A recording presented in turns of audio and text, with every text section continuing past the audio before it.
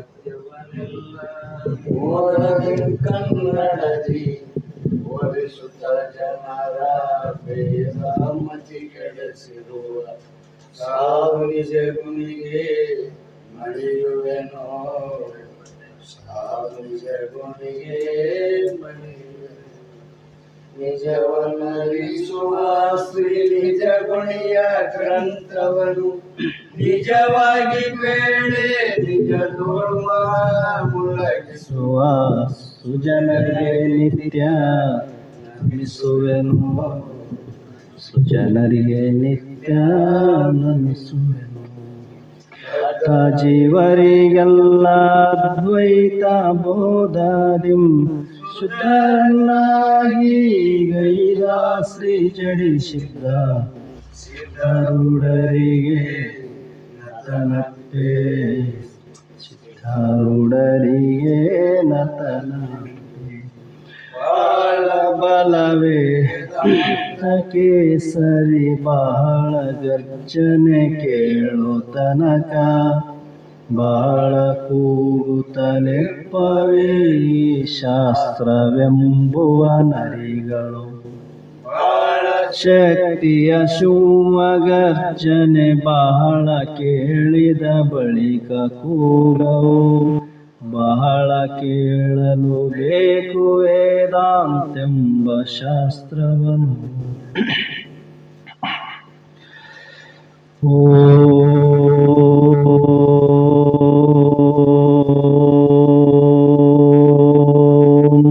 ಗುರು ಬ್ರಹ್ಮ ಗುರು ವಿಷ್ಣು ಗುರುದೇವೋ ಮಹೇಶ್ವರ ಗುರು ಸಾಕ್ಷಾತ್ ಪರಬ್ರಹ್ಮ ತಸ್ಮೈ ಶ್ರೀ ಗುರವೇ ನಮಃ.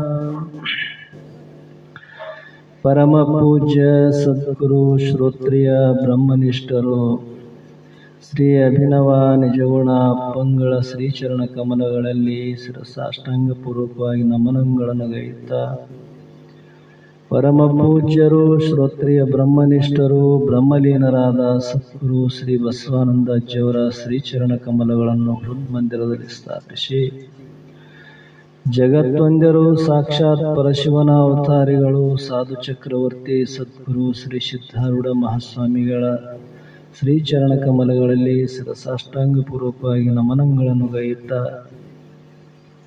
ಪರಮ ಪೂಜ್ಯ ಶ್ರೋತ್ರಿಯ ಬ್ರಹ್ಮನಿಷ್ಠರು ಬ್ರಹ್ಮಲೀನರಾದ ಸದ್ಗುರು ಆರೂಢ ಜ್ಯೋತಿ ಶಿವರುದ್ರಪ್ಪ ಮಹಾಸ್ವಾಮಿಗಳ ಶ್ರೀಚರಣ ಕಮಲಗಳನ್ನು ಮನದೊಳು ಸ್ಮರಿಸಿಕೊಂಡು ಇಲ್ಲಿರುವಂತಹ ಸರ್ವ ಶರಣರು ಮತ್ತು ಶರಣರಿಗೆ ಅನೇಕ ಶರಣಾರ್ಥಿಗಳನ್ನು ತಿಳಿಸುತ್ತಾ ನಡೆದಿರುವಂತಹ ಶಾಸ್ತ್ರ ಶ್ರೀಮದ್ ಭಗವದ್ಗೀತಾ ಎನ್ನುವ ಗ್ರಂಥದ 11ನೇ ಅಧ್ಯಾಯದ ಯಾವ ವಿಶ್ವರೂಪ ದರ್ಶನ ಎಂಬುವ ಈ ಅಧ್ಯಾಯದ 39ನೇ ಶ್ಲೋಕ 40ನೇ ಶ್ಲೋಕ ಇಂದಿನ ಆಧಾರದ ವಿಷಯವಾಗಿರುವಂಥದ್ದು. ಇಲ್ಲಿಯ ಪರ್ಯಂತರ ಹೇಳಲ್ಪಟ್ಟಂಥ ಅನೇಕ ವಿಚಾರಗಳನ್ನು ಅರ್ಜುನನು ತಾನು ಕಂಡಂಥ ಯಾವ ರೂಪವನ್ನು ಮತ್ತು ಅದರ ಅನುಭವವನ್ನು ಹೇಳಿಕೆ ಅಂತ ಅದರಲ್ಲಿ ವಿಶೇಷವಾದಂತಹ ಪರಮಾತ್ಮನ ಸ್ವರೂಪವನ್ನು ವರ್ಣನೆ ಮಾಡಿಕೆ ಅಂತ ಹೇಳಿಕೆ ಅಂತ ಬಂದು ಈ ರೀತಿಯಿಂದ ಯಾವ ರೀತಿಯಿಂದ ನಮಸ್ಕಾರ ರೂಪವನ್ನು ಹೇಳಿ ಈ ಶ್ಲೋಕದಲ್ಲಿ ಮತ್ತೆ ನಮಸ್ಕಾರವನ್ನು ಹೇಳ್ತಾನೆ. ಹೆಂಗಪ್ಪ ಅಂತಂದ್ರೆ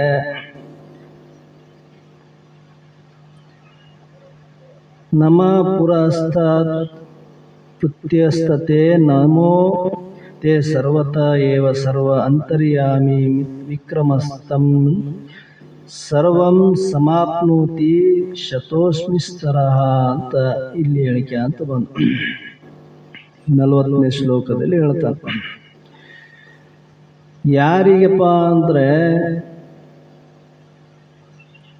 ಈ ನಮಸ್ಕಾರ ನಾನು ಮಾಡುವಂಥ ನಮಸ್ಕಾರವು ನಿನ್ನ ಉಪಕಾರಕ್ಕಾಗಿ ಅಲ್ಲ, ನಾನು ನಮಸ್ಕಾರ ಮಾಡಿನಲ್ಲ ಪರಮಾತ್ಮ, ಇದರಿಂದ ನಿನಗೇನು ಉಪಕಾರ ಆಗ್ಯದೇನಂದ್ರೆ ಇಲ್ಲ, ನಿನ್ನ ಉಪಕಾರಕ್ಕಾಗಿ ನನ್ನ ನಮಸ್ಕಾರ ಅಲ್ಲ, ನಿನಗೆ ನಮಸ್ಕಾರ ಮಾಡುವುದರಿಂದ ನಾನು ಜನನ ಮರಣ ಚಕ್ರದಿಂದ ಪಾರಾಗಬಲ್ಲೆನು. ಈ ರೀತಿ ನಾನು ಮಾಡುವ ನಮಸ್ಕಾರದಿಂದ ನನಗೆ ಉಪಕಾರ ಉಂಟು ಅಂತ. ಅಂದ್ರೆ ನಾನು ಮಾಡುವಂಥ ನಮಸ್ಕಾರ, ನಾವು ಗುರುಗಳಿಗೆ ನಮಸ್ಕಾರ ಮಾಡ್ತೀವಲ್ಲ, ಮತ್ತೆ ಅವ್ರಿಗೇನೋ ಉಪಕಾರ ಐತೇನ ಆ ನಮಸ್ಕಾರದಿಂದ, ಅವ್ರಿಗೇನೋ ಲಾಭ ಐತೇನ ಅಂದ್ರೆ ಏನು ಲಾಭ ಇಲ್ಲ. ನಮಗೇನು ಲಾಭ ಅಂದ್ರೆ ನಾವು ಆ ರೀತಿಯಿಂದ ವಿನಯ ಭಕ್ತಿಯಿಂದ ಕೂಡಿ ಮಾಡಿದಂಥ ನಮಸ್ಕಾರ ಏನೈತಲ್ಲ ಅದರಿಂದ ನಮಗೆ ಲಾಭ ಐತೆ. ಏನು? ಈ ಜನನ ಮರಣ ರೂಪವಾದ ಸಂಸಾರ ಬಂಧನದಿಂದ ಬಿಡುಗಡೆಯನ್ನು ಮಾಡುವಂಥ ಯುಕ್ತಿ ಉಪಾಯಗಳನ್ನು ಉಪದೇಶ ಮಾಡ್ತಕ್ಕಂಥವ್ರು ಮಹಾತ್ಮರು. ನಮಗೆ ಲಾಭ ಐತಲ್ಲ, ಅವರಿಗಿಲ್ಲ. ಈ ರೀತಿಯಿಂದ ಇಲ್ಲಿ ಹೇಳ್ತಾನೆ ಅರ್ಜುನ. ಹೀಗೆ ಈ ರೀತಿಯ ನಾನು ಮಾಡುವ ನಮಸ್ಕಾರದಿಂದ ನನಗೆ ಉಪಕಾರ, ಅದರಿಂದ ಈ ದೃಷ್ಟಿಯಿಂದ ಪ್ರಕಾರಾಂತರವಾಗಿ ನನಗೆ ನಾನೇ ನಮಸ್ಕಾರ ಮಾಡಿಕೊಂಡಂತಾಯಿತು. ಈ ರೀತಿಯಿಂದ ತಿಳಿದಾಗ, ನನ್ನ ಸ್ವರೂಪವನ್ನು ನಾನು ತಿಳಿದಾಗ, ಮತ್ತೆ ಇಲ್ಲಿ ನಾನು ಮಾಡಿದ ನಮಸ್ಕಾರ ಆದ್ರೆ ಯಾರಿಗೆ ಮಾಡಿದಂಗೆ ಆಯ್ತು? ನನಗೆ ನಾನೇ ನಮಸ್ಕಾರ ಮಾಡಿಕೊಂಡಂಗೆ ಆಯ್ತು. ಯಾಕಂದ್ರೆ ಆತ್ಮನೇ ನಾನಿದ್ದೇನೆ. ಯಾವ ಚರಾಚರ ಅಣುರೇಣ ತೃಣಕಾಷ್ಟಾದಿಗಳಲ್ಲಿಯೂ ಕೂಡ ಭರಿತವಾಗಿರುವಂತಹ ಪರಬ್ರಹ್ಮ ಸ್ವರೂಪ ಎಲ್ಲದರೊಳಗೆ ಒಂದೇ ಚೇತನ ಅದಂತ ನಿನ್ನೆನೆ ಹೇಳಿದರು. ಉಪಾಧಿಗಳು ಅನೇಕವಾಗಿ ತೋರಿದರೂ ಕೂಡ ಒಳಗಿರುವಂಥ ಚೇತನ ಮಾತ್ರ ಒಂದೇ ಅದ. ಅದು ದೇವತೆಗಳ ಉಪಾಧಿ ಇರಲಿ, ದೇವತಾ ಶರೀರ ಇರಲಿ, ಮಾನವ ಶರೀರ ಇರಲಿ, ಅಥವಾ ಅದಕ್ಕಿಂತ ಕೆಳಮಟ್ಟವಾಗಿರುವಂಥ ಕೀಳವಾಗಿರುವಂಥ ಪಶು ಪಕ್ಷಾದಿ ಶರೀರಗಳೇ ಇರಲಿ, ಎಲ್ಲದರೊಳಗಿರುವಂಥ ಚೇತನ ಒಂದೇ ಅದ. ಮತ್ತೆ ಈ ಚೇತನವನ್ನು ಅನುಭವವನ್ನು ಮಾಡಿಕೊಂಡಂಥವನಿಗೆ ಯಾರಿಗೆ ನಮಸ್ಕಾರ? ನನಗೆ ನಾನೇ ಮಾಡಿಕೊಂಡಂತೆ ಆಯ್ತು ಅಂತ ಹೇಳ್ತಾನೆ. ಹೇ ಪ್ರಭುವೇ, ನೀನು ಸರ್ವಸ್ವರೂಪನೆಂದು ತಿಳಿದು ನನ್ನಲ್ಲಿ ಪ್ರಾಣಿ ಮಾತ್ರರನ್ನು ಸರ್ವರು ನನ್ನ ಸ್ವರೂಪರೇ ಎಂಬ ಉದಾರ ಭಾವನೆಯಿಂದ ಪ್ರೇಮಾಂಗಲಿಂಗವನ್ನು ಮಾಡಿಕೊಳ್ಳುವ ಇಚ್ಛೆ ಉಂಟಾಗುತ್ತದೆ ಅಂತ ಹೇಳ್ತಾನೆ. ನನ್ನ ಸ್ವರೂಪರೇ ಎಂದು ತಿಳಿದು, ಇಲ್ಲಿ ಯಾರು ನನಗಿಂತ ಭಿನ್ನವಾಗಿ ಇಲ್ಲ ನೋಡು. ಇದು ಉಪಾಧಿ ದೃಷ್ಟಿಯಿಂದ ಹೇಳೋ ಮಾತಲ್ಲ, ಚೇತನ ದೃಷ್ಟಿಯಿಂದ ಹೇಳೋ ಮಾತದ. ಅಂದ್ರೆ ಒಳಗಿರುವಂಥ ಅರಿವಿನ ದೃಷ್ಟಿಯಿಂದ ಹೇಳೋ ಮಾತದ. ಉಪಾಧಿಯನ್ನು ಭಿನ್ನ ಭಿನ್ನ ಇದಾವ. ಉಪಾಧಿ ಯಾರು? ಅವ್ರ ಉಪಾಧಿ ನಾನು ಆಗಂಗಿಲ್ಲ, ನನ್ನ ಉಪಾಧಿ ಅವ್ರಿಗೆ ಆಗಂಗಿಲ್ಲ. ನಾಯಿ ಮನುಷ್ಯ ಆಗಂಗಿಲ್ಲ, ಮನುಷ್ಯ ನಾಯಿ ಆಗಂಗಿಲ್ಲ. ಉಪಾಧಿ ಬೇರೆ ಇದಾವೆ. ಆದರೆ ಒಳಗಿರುವಂಥ ಚೇತನ ಏನೈತೆ ಅದು ಒಂದೇ ಅದ.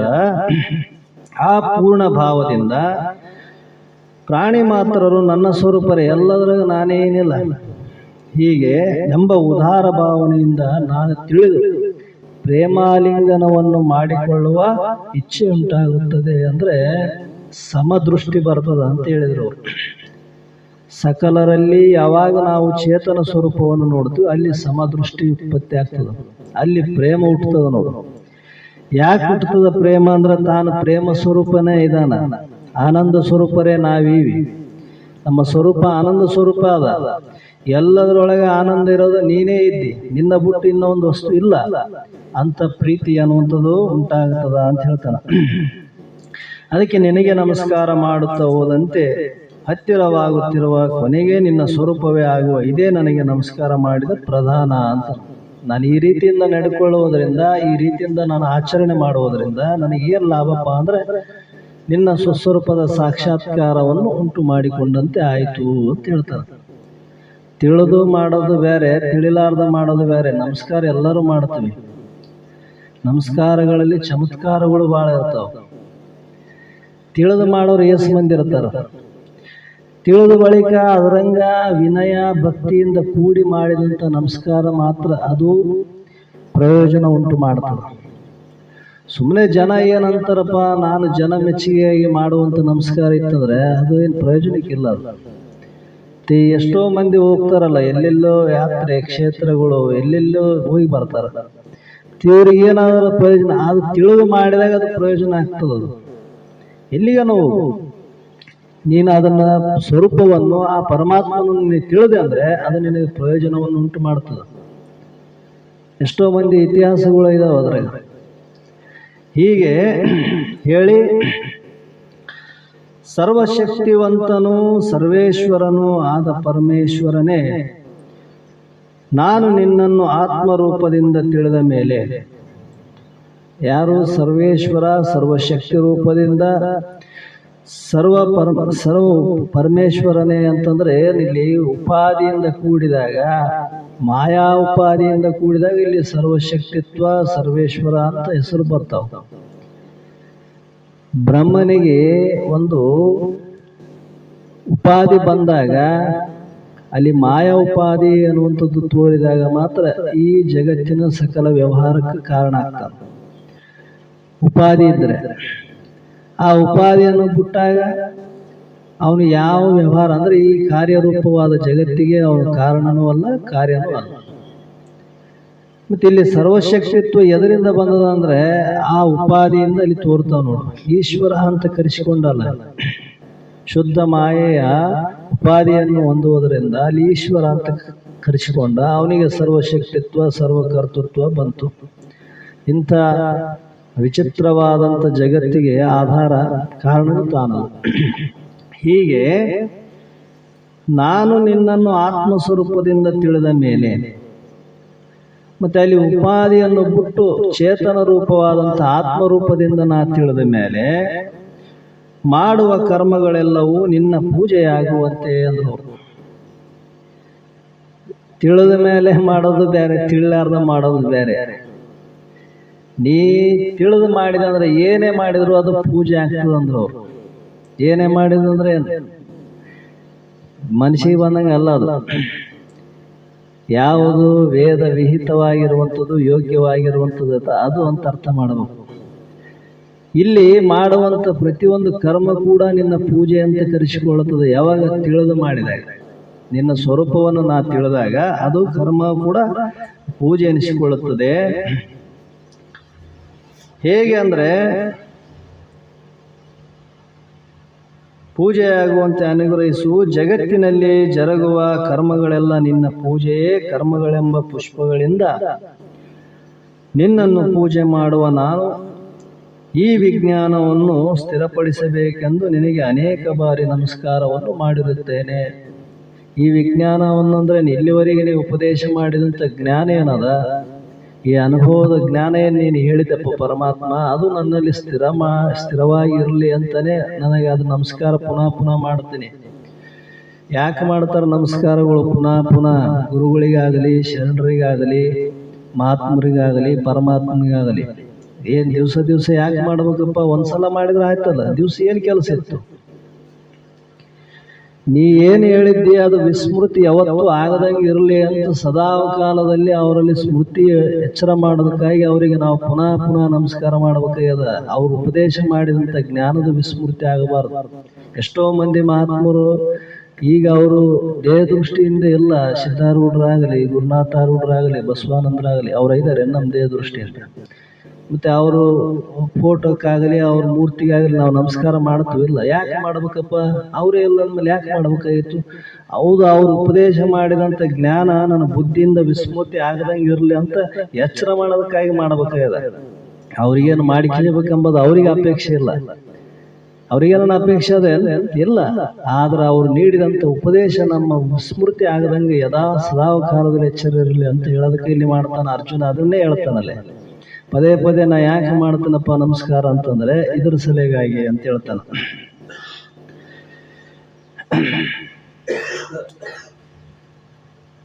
ಹೀಗೆ ಹೇಳಿ ಮುಂದೆ ಮತ್ತೆ ಒಂದು ಶ್ಲೋಕ ಹೇಳ್ತಾನ.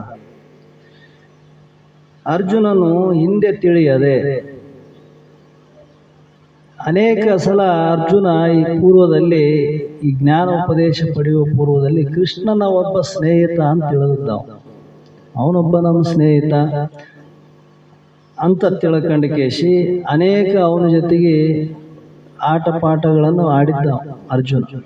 ಯಾಕಂದ್ರೆ ಅವನಿಗೆ ಗೊತ್ತಿರಲಿಲ್ಲ ಇವನ ಸ್ವರೂಪ. ಅಂಥ ಸಂದರ್ಭದಲ್ಲಿ ನನ್ನಿಂದ ಏನಾದರೆ ನಡೆಯಬಾರದಂಥ ಘಟನೆ ಏನಾದರೂ ನಡೆದರೆ ಅದನ್ನು ಕ್ಷಮೆಗಾಗಿ ಮತ್ತೆ ಪುನಃ ನಿನ್ನಲ್ಲಿ ನಾನು ನಮಸ್ಕಾರವನ್ನು ಮಾಡ್ತೇನೆ ಅಂತ ಕೇಳ್ತಾನೆ. ಸುಕೇತಿ ಮತ್ವಾ ಪ್ರಸವಂ ವಿದುಯುಕ್ತಂ ಹೇ ಕೃಷ್ಣ ಹೇ ಯಾದವ ಹೇ ಸಖ್ಯೇತಿ ಅಜಾನತ ಮಹಿಮಾನ್ ತ್ವಮೇವಂ ಮಾಯಾ ಪ್ರಪದ್ಯಾನಾಣ ಏಂ ವಾಪಿ ಅಂತ ಇಲ್ಲಿ ಒಂದು ಶ್ಲೋಕ ಹೇಳ್ತಾರೆ.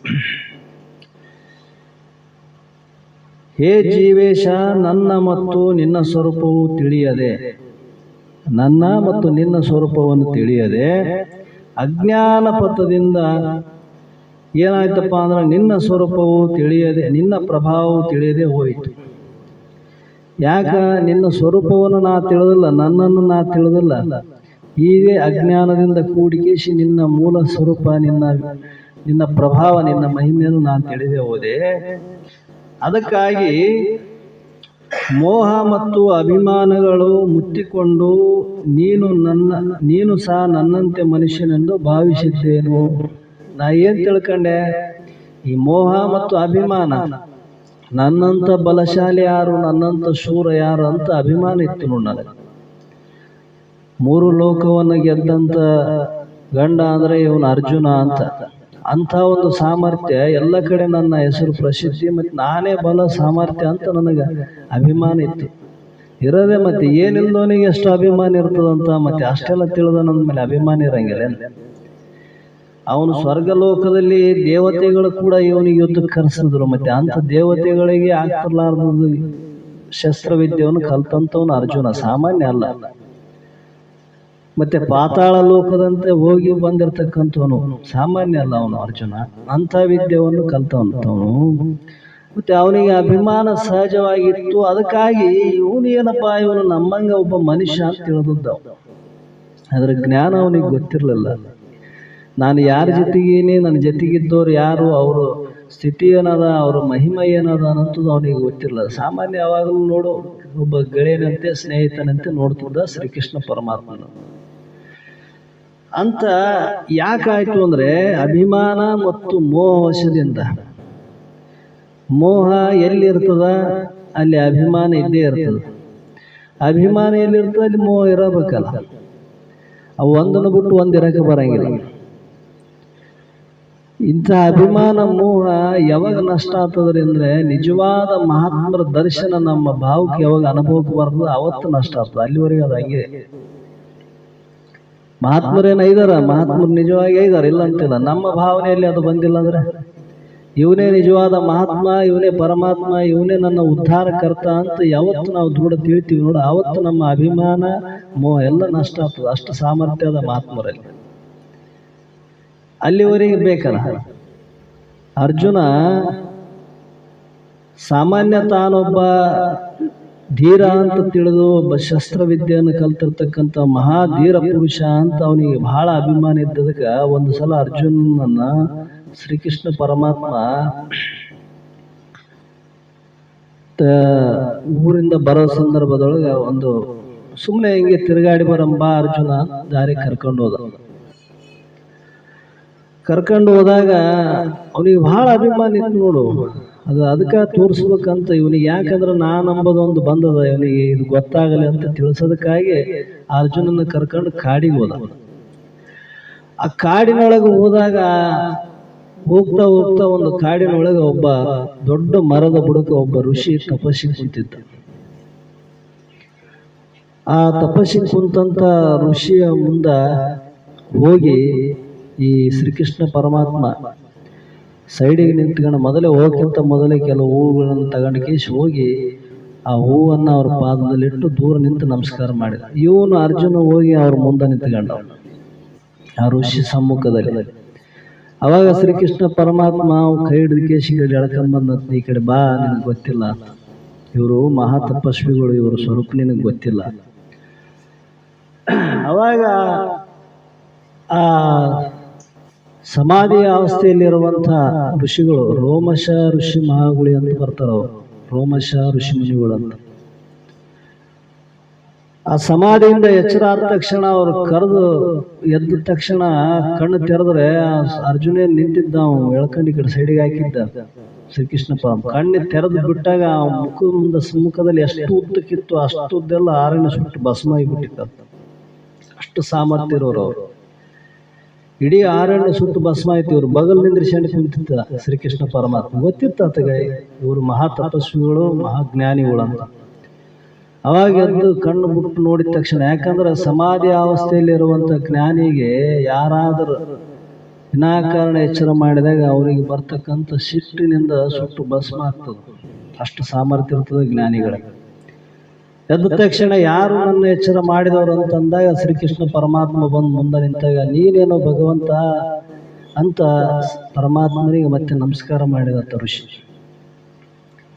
ಅವಾಗ ಶ್ರೀಕೃಷ್ಣನ್ ಕೇಳಿದಂತ, ಅಲ್ಲಪ್ಪ ನನ್ನ ಎಬ್ಸೋರು ಯಾರಿಲ್ಲ, ಮತ್ತೆ ನಿನ್ನ ಬಿಟ್ಟರೆ ಇದಂತ ಯಾರಿಗೆ ಸಾಧ್ಯ ಇಲ್ಲ, ಅದಕ್ಕಾಗಿ ನನ್ನ ಯಾಕೆ ನೀನು ದರ್ಶನಕ್ಕೆ ಬಂದೆಪ್ಪ, ನನ್ನ ಏನು ಕಾರಣ ಆಯ್ತು ನನ್ನ ಎಚ್ಚರ ಮಾಡೋದಕ್ಕೆ ಅಂದಾಗ, ಇಲ್ಲಪ್ಪ ಹಿಂಗೆ ಬೆಟ್ಟೆ ಆದೆ ನಾನು ಅಂತಂದಾಗ, ಇವನು ಯಾರು ಅಂತ ಕೇಳಿದ ಋಷಿ. ಇವು ಯಾರು ಋಷಿ ಅಂತ ಕೇಳಿದಾಗ, ಇವು ಅರ್ಜುನ್ ಸುಮ್ಮನೆ ಇರಲಿಲ್ಲ, ಇವ್ ನಮ್ಮ ಮಾವಪ್ಪ ಅಂತಂದವ. ಅವಾಗ ಆ ಋಷಿ ಹೇಳಿದಂತೆ, ಯಾರಿಗೆ ಮಾವ, ಯಾವಾಗಾದ ನಿನಗೆ ಮಾವ ಅಂತ ಕೇಳಿದಂತ. ಯಾವಾಗಾದ ನಿನಗೆ ಮಾವ? ಇಲ್ಲಪ್ಪ ಈಗೀಗ ಇದೇ ಜನದಾಗ ಮಾವ ನನಗೆ. ನೀ ಹಂಗೆ ಮಾವ? ಇವನು 14 ಲೋಕಕ್ಕೆ ಒಡೆಯನಾಗಿರುವಂಥ ಸಾಕ್ಷಾತ್ ವಿಷ್ಣು ನಾರಾಯಣ ಇದನ, ನಿನಗೆ ಭ್ರಮೇಡದ ನಿನಗೆ ಮಾವ ಅಂಬೋದಂತ. ಅವ ಅಷ್ಟು ಆದ ಮೇಲೆ ಅವನಿಗೆ ಬಹಳ ಆಶ್ಚರ್ಯ ಆಯ್ತು ಅರ್ಜುನಿಗೆ. ಅವಾಗ ಆ ಋಷಿಯನ್ನು ನೋಡಿಕೇಶ್ ಅವ್ರ ಮೊಣಕಾಲು ನೋಡಿದಂಥ, ಮೊಣಕಾಲ ಮೇಲೆ ಇರತಕ್ಕಂಥ ಕೆಲವು ಕೂದಲುಗಳು ಎಲ್ಲ ಉದುರೋಗಿತ್ತು. ಅವಾಗ ಅರ್ಜುನ ಸುಮ್ಮನೆ ಇರಲಾರ್ದು ಕೇಳಿದ, ನಿಮ್ಮ ಕಾಲ ಮೇಲೆ ಒಂದೊಂದು ಕೂದಲುಗಳು ಉದುರೋಗ್ಯಾವಲ್ರಿ, ಮತ್ತೆ ನೀವು ಏಸು ವರ್ಷ ಆಯ್ತು ತಪಸ್ಸಿ ಕುಂತು? ಹೇಳ್ತೀನಿ ಕೇಳು, ಒಂದು ಹಗಲು ಒಂದು ರಾತ್ರಿ ಕೂಡಿಸಿದ್ರೆ 24 ತಾಸು, ಇಂಥವು 365 ದಿವಸಕ್ಕೆ 1 ವರ್ಷ, ಇಂಥವು 60 ವರ್ಷಕ್ಕೆ 1 ಸಂವತ್ಸರ. ಹೀಗೆ ಕೂಡಿದರೆ ಒಂದು ಯುಗಕ್ಕೆ ಎಷ್ಟೈತಪ್ಪ? ಕಲಿಯುಗಕ್ಕೆ 4,32,000 ಆಯುಷ್ ಕಲಿಯುಗ. ದ್ವಾಪರ ಯುಗಕ್ಕೆ 8 ಲಕ್ಷ ಚಿಲ್ಲರೈತಿ. ಈಗೆಲ್ಲ ಸೇರಿಸಿದ್ರೆ 42 ಲಕ್ಷ ಅಥವಾ 4 ಯುಗಕ್ಕೆ. ಇವು 4 ಯುಗ ಏನಪ್ಪಾ ಅಂದ್ರೆ ಒಂದು ಸಲ ತಿರುಗಿದರೆ, ಒಂದು ಸಲ ಒಂದಲ್ಲ 1000 ಸಲ ತಿರುಗಿದರೆ ಆ ಬ್ರಹ್ಮನಿಗೆ ಒಂದು ಅಗಲಾತ. ಚತುರ್ಮುಖ ಬ್ರಹ್ಮನಿಗೆ, ಸೃಷ್ಟಿಕರ್ತನಿಗೆ ಒಂದು ಅಗಲು. ಅಂಥವು 100 ಬ್ರಹ್ಮರು ಹುಟ್ಟಿ ಸತ್ತಿದ್ರಪ್ಪ ಅಂತಂದ್ರೆ ಆ ಕೃಷ್ಣ ಭಗವಂತನಿಗೆ ಒಂದು ಗಳಿಗೆ ಆತ 24 ನಿಮಿಷ. ಅಂಥವು 100 ಮಂದಿ ಹುಟ್ಟು ಸತ್ತಿದ್ರಪ್ಪ ಅಂದ್ರೆ ಏನು ಲಯಕರ್ತನಾಗಿರುವಂಥ ಈಶ್ವರ ಇದನ್ನ, ಅವನಿಗೆ 1 ನಿಮಿಷ ಆಗ್ತದ ಅಂತ. ಅಂಥವು 100 ಮಂದಿ ಪರಮಾತ್ಮ ಹುಟ್ಟು ಸತ್ತಿದ್ರಪ್ಪ ಅಂತಂದ್ರೆ ಅವಾಗ ನಂದು ಒಂದು ಕೂದಲ ಉದುರ್ತದ ನೋಡು ಅಂತ ಹೇಳಿದ. ಅಂದ್ರೆ ಯಾವಾಗ ಕೂತಿರ್ಬೇಕು ತಪಸ್ಸಿಗೆ, ಸಮಾಧಿ, ಅವಾಗ ನಂದು ಒಂದು ಕೂದಲ ಉದುರ್ತದ ಅಂದಾಗ ಅರ್ಜುನ ಗದಗದ ನಡಕತ್ತಿದ್ದ. ನಾನೇ ದೊಡ್ಡ ಶಾಣೆ, ನಾನೇ ದೊಡ್ಡ ಪಂಡಿತ, ನಾನೇ ದೊಡ್ಡ ಧೀರೈನಿ, ನನ್ನಷ್ಟು ಸಾಮರ್ಥ್ಯ ಯಾರಿಲ್ಲ ಅಂತ ನಾ ತಿಳ್ಕೊಂಡಿದ್ದೆ, ನಾವು ಮೂರ್ಖೈನಿ ಅಂತ ಅನುಭವ ಆಯ್ತು. ಅದನ್ನು ಕರ್ಕೊಂಡು ಹೋಗಿದ್ದೆ, ಅದನ್ನು ತೋರಿಸೋ ಸಲಗೆ ಕರ್ಕೊಂಡು ಹೋಗಿದ್ದ ಶ್ರೀಕೃಷ್ಣ ಪರಮಾತ್ಮ. ಅದು ಅನುಭವಕ್ಕೆ ಬರಲಿ, ಇವನಿಗೆ ಅಭಿಮಾನ ಹೋಗಲಿ ಅಂತ. ಅಂದ್ರೆ ತಿಳಿದೇನದಂದ್ರೆ, ನಿಜವಾದಂಥ ಮಹಾತ್ಮರ ಸ್ವರೂಪವನ್ನು ನಮ್ಗೆ ಅನುಭವಕ್ಕೆ ಬಂತಂದ್ರೆ ನಮ್ದು ಎಲ್ಲ ಜಾಡಿಸಿ ಹೋಗ್ತದೆ, ಏನು ಸ್ವಲ್ಪ ಉಳಿಯಂಗಿಲ್ಲ. ಅದ್ರ ಅನುಭವಕ್ಕೆ ಬರಬೇಕು. ಅದು ಜ್ಞಾನಿಗಳ ಸ್ಥಿತಿ ಸಾಮಾನ್ಯವಾಗಿ ಕಾಣಂಗಿಲ್ಲ. ಕೃಷ್ಣ ಯಾರಿಗನ ಕಂಡೇನೋ, ಅಷ್ಟು ಯುದ್ಧದಾಗ ರಣರಂಗದಾಗ ಎಷ್ಟೋ ಮಂದಿ ಇದ್ರಲ್ಲ, ಇವನಿಗೆ ಆ ಒಂದು ಪುಣ್ಯ ಸಂಸ್ಕಾರ ಇರೋದ್ರಿಂದ ನೀಡು ಉಪದೇಶ ಮಾಡಿ ಅವನಿಗೆ ತನ್ನ ಸ್ವರೂಪವನ್ನು ತೋರಿಸ್ಬೇಕಾಯ್ತು. ಉಳಿದವ್ರಿಗೆ ಯಾರಿಗಾನ ಬಂತೇನೋ? ಮತ್ತೆ ಅವರೇ ಇದ್ರಲ್ಲ ಎಂತೆಂಥ ಮಹಾ ಏನಪ್ಪಾ ಅಂದ್ರೆ ಯೋಧರು. ಭೀಷ್ಮಾಚಾರಿ ಸಾಮಾನ್ಯನೇ, ದ್ರೋಣಾಚಾರಿ ಸಾಮಾನ್ಯನೇ, ಇವರೇನು ಕೃಪಾಚಾರಿ, ಇವರೇನು ಏನ್ ತಿಳಿಯಾರ್ದಾರ, ಅಜ್ಞಾನಿಗಳೇನು ಇವರು? ಎಲ್ಲ ತಿಳಿದಂಥವ್ರೆ. ಇಂಥವ್ರೆ ಬಾರ್ಲು ಬಿದ್ದು ಹೋದ್ರಲ್ಲಿ. ಯಾಕಂದ್ರೆ ಅವ್ರು ತಿಳಿಯಕ್ಕಾಗಲಿಲ್ಲ, ಅವನು ಮಹಿಮೆ ತಿಳಿಯಕ್ಕಾಗಲ್ಲ. ಅದ್ರಂಗ ಈ ಆತ್ಮವನ್ನು ತಿಳಿದಂಥ ಜ್ಞಾನಿಯನ್ನು ಅಷ್ಟು ಸುಲಭವಾಗಿ ತಿಳಿಯಕ್ಕಾಗಂಗಿಲ್ಲ. ತಿಳಿದ ಅಂದ್ರೆ ಅವನಂತ ಪುಣ್ಯಾತ್ಮ ಯಾರು ಇಲ್ಲ ಜಗತ್ತೇ. ಯಾಕಂದ್ರೆ ಅವ್ರು ತಿಳಿಬೇಕಾಗಿದ್ರೆ ಅವ್ರದಾಗ ಸ್ವಲ್ಪನ ಬರಬೇಕಲ್ಲ ನಮ್ಗೆ ಗುಣ. ಅವ್ರ ಸಮಾನ ನಮ್ಗೆ ಬರಲಿಲ್ಲ. ಅವ್ರು ತಿಳಿಯೋಷ್ಟು ಶಕ್ತಿ ಆದ್ರೆ ನಮ್ಗೆ ಸ್ವಲ್ಪ ಗುಣ ಆದ್ರೆ ಬಂದಾಗ ನಮ್ಗೆ ಅದು ಅನುಭವಕ್ಕೆ ಬರ್ತದೆ. ಅದರಂಗ ಇಲ್ಲಿ ಹೇಳ್ತಾ ಬರ್ತಾನ. ಹೀಗೆ ಹೇಳಿ, ನೀನು ಸಹ ನನ್ನಂತೆ ಮನುಷ್ಯನೆಂದು ಭಾವಿಸಿದ್ದೆ. ನಾ ಇಲ್ಲಿವರೆಗೆ ಹಿಂಗೆ ತಿಳ್ಕೊಂಡಿದ್ದೆ. ಪ್ರಮಾದವಶದಿಂದ ನಾನು ನಿನ್ನ ಮಹಿಮೆಯನ್ನು ಅರಿಯಲಾರದೆ ನಾನು ಅಹಂಕಾರದಲ್ಲಿಯೇ ಕಾಲವನ್ನು ಕಳೆದೆನು. ತಿಳಿಯಕ್ಕಿಂತ ಮೊದಲು ಹಿಂಗೆ ಕಾಲಹರಣ ಮಾಡಿದ, ಅಹಂಕಾರದಲ್ಲಿ ಕಾಲಹರಣ ಮಾಡಿದ. ನಾನೇ ಶ್ರೇಷ್ಠ ಎಂಬುದನ್ನು ನಾನು ತಿಳಿಗಿತ್ತಲ್ಲ, ಇದು ಹೋಯ್ತು ನೋಡು. ಹೀಗೆ ತಿಳಿಯದಿದ್ದರಿಂದ ಇಲ್ಲಿವರೆಗೆ ನಾನು ಅಹಂಕಾರದಲ್ಲಿ ಕಾಲವನ್ನು ಕಳೆದನು. ಕೆಲವರು ತಿಳಿದರು ಶ್ರೀಕೃಷ್ಣ ಮನುಷ್ಯನು ಮಾತ್ರನಲ್ಲ, ನಿರಾಕಾರ ಪರಮಾತ್ಮನು ಧರ್ಮ ಉದ್ಧಾರಕ್ಕಾಗಿ ಅವತಾರ ಧರಿಸಿ ಬಂದಿದ್ದಾನೆ ಎಂದು ಹೇಳಿದರು. ಕೆಲವರು ತಿಳಿದರೇನಪ್ಪ, ಕೆಲವರು ತಿಳಿದಂಥವ್ರು ಜ್ಞಾನಿಗಳು, ಅವ್ರಿಗೆ ಗೊತ್ತಾಯ್ತು ಶ್ರೀಕೃಷ್ಣ ಪರಮಾತ್ಮ ಸಾಮಾನ್ಯ ಮನುಷ್ಯರಂತೆ ಅಲ್ಲ, ಲೋಕ ಕಲ್ಯಾಣಕ್ಕಾಗಿ ಹುಟ್ಟಿ ಬಂದಿರತಕ್ಕಂಥವನು ಪರಮಾತ್ಮ ಈ ಒಂದು ನರವೇಶವನ್ನು ತೊಟ್ಟು ಬಂದನ. ಪರಿತ್ರಾಣಾಯಂ ಸಾಧುನಾಂ ವಿನಾಶಾಯ ಚ ದುಷ್ಕೃತಂ ಧರ್ಮ ಸಂಸ್ಥಾಪನೆ ಪಾರ್ಥಯೇ ಸಂಭವಾಮಿ ಯುಗೆ ಯುಗೆ ಅಂತ ಶ್ರೀಕೃಷ್ಣ ಪರಮಾತ್ಮನೇ ಹೇಳ್ಯಾನ 4ನೇ ಅಧ್ಯಾಯದಲ್ಲಿ 3ನೇ ಅಧ್ಯಾಯದಲ್ಲಿ. ಯಾಕೆ ಹುಟ್ಟಿದೆಪ್ಪ ನೀನು ಅಂತ ಕೇಳಿದ್ರೆ, ಪರಿತ್ರಾಣಾಯಂ ಸಾಧುನಾಂ, ಯಾರು ಶ್ರೇಷ್ಠರಾದ ಧರ್ಮಿಷ್ಠರ ಇದಾರ, ಪುಣ್ಯಾತ್ಮರ ಇದಾರ ಈ ಜಗತ್ತಿನಲ್ಲಿ, ಭಕ್ತಿಯಲ್ಲಿ ವಿಶ್ವಾಸವುಳ್ಳವರು, ಭಗವಂತನಲ್ಲಿ ನಂಬಿಕೆ ಉಳ್ಳವರಲ್ಲಿ, ಗುರುಶಾಸ್ತ್ರಾದಿಗಳಲ್ಲಿ ನಂಬಿಕೆ ಉಳ್ಳವರ ಇದಾರ, ಅಂಥವ್ರ ರಕ್ಷಣೆಗಾಗಿ ನಾ ಬಂದೀನಿ. ನಾವೇ ತಿಳ್ಕೊಂಡಿವಿ ಎಲ್ಲ ಮಾಡಿಕಂತ ನಮ್ಮನ್ನ ರಕ್ಷಣೆ ಮಾಡೋರು ಯಾರು? ನಿನ್ನ ರಕ್ಷಣೆಗೆ ಅವನಿಂದ ನಿಂತಾನ. ನೀ ನಿನ್ನ ಅವ್ರ ಬಗ್ಗೆ ಚಿಂತೆ ಮಾಡಕ್ ಹೋಗ್ಬೇಡ. ನೀನು ಧರ್ಮದ ಮಾರ್ಗ ಹಿಡಿದಂದ್ರೆ ನಿನಗೆ ಧರ್ಮದಿಂದ ರಕ್ಷಣೆ ಮಾಡೋನು ಬೇರೆನೇ ಇರ್ತಾನ. ನಾವು ಅಧರ್ಮದ ಮಾಡಿ ನಮ್ಗೆ ರಕ್ಷಣೆ ಮಾಡ್ತಾನಂತ ತಿಳ್ಕೊಂಡಿವಲ್ಲ, ಅಂದ್ರೆ ಅವ್ನು ದಡ್ಡೇನು? ಅವ್ನು 7ನೇ ಶ್ಲೋಕದಾಗ ಏನ್ ಹೇಳ್ಯಾನ? ಪರಿತ್ರಾಣಾಯಂ ಸಾಧುನಾಂ, ಯಾರು ಧರ್ಮದಲ್ಲಿ ನಡೆದಾರ, ನೀತಿಯಲ್ಲಿ ನಡೆದಾರ, ಅವ್ರ ರಕ್ಷಣೆ ಸದಾ ಕಾಲದಲ್ಲಿ, ಕ್ಷಣ ಮಾತ್ರದಲ್ಲಿ ಅವ್ರನ್ನ ಏನಾಗಲಾರ್ದಂಗೆ ನೋಡಿಕೆಂಬ ಸ್ಥಿತಿ ನಂದದ, ನನ್ನ ಜವಾಬ್ದಾರಿ ಅದ. ಇವನೇನು ಅರ್ಜುನ ಬಹಳ ಸೂರ್ಯ ಇದ್ದ, ಇವನಿಗಿತ್ತೇನ ಯುಕ್ತಿ? ಕರ್ಣನಿಂದ ಇವನಿಗೆ ಅಂತ ಕರ್ಣ ಅಂದ್ರೆ ಸಾಮಾನ್ಯ ಇದ್ದೇನೋ ಒಂದು ಕರ್ಣ.